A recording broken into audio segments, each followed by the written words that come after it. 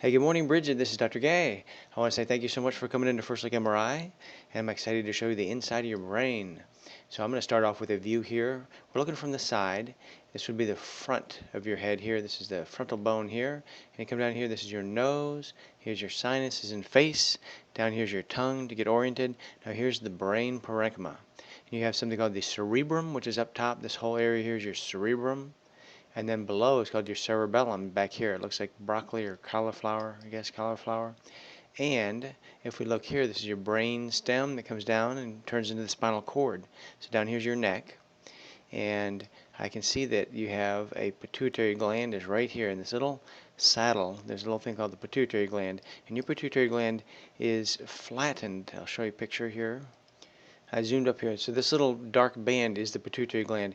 Usually the pituitary gland is rounded. It sits right in here, but yours is pushed downward. So fluid, everything white is fluid. So this fluid is here, fluid is here. The fluid, when you have increased pressure, sometimes it will push down on the pituitary gland like this. So I'm worried that you may have what's called increased intracranial pressure, and that can cause all sorts of symptoms, just like unsteady gait. And so I'm worried you may have that. There's one other thing I'll show you here that goes along with this.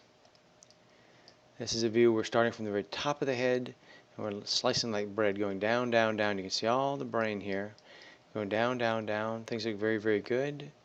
And if we get to these images here, you can see the eyes, see the eyeballs, and behind the eyeballs, you see these optic nerves. Here's the optic nerves. They come off the eyeball and they go back into the brain like wires. And the optic nerves have this little bit of white around them. And the white is fluid, which is abnormal. You have a little bit of fluid is fine, but this is just slightly more pronounced than we typically see around the optic nerves.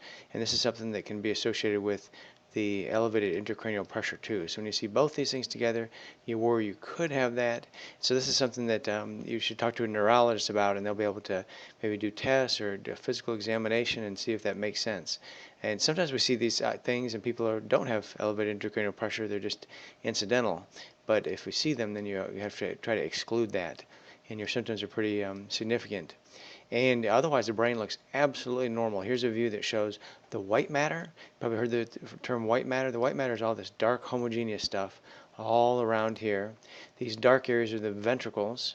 They look within normal limits. They're a little bit prominent, but not terribly prominent. And then also around the outside, this ribbon is the cortex, the gray matter. Anyway, so your white matter and gray matter look completely normal. So your brain looks great. The ventricles are kind of upper limits and normal in size. And then you have this maybe elevated intracranial pressure, possibly. So if you would like us to give you a recommendation, there's a doctor we could send you to who's a neurologist who could work this up. Or if you have a doctor you're seeing yourself, talk to them and they'll be able to work you in and see if that makes sense. So thank you very much. And let us know if you need a referral or a person to go see.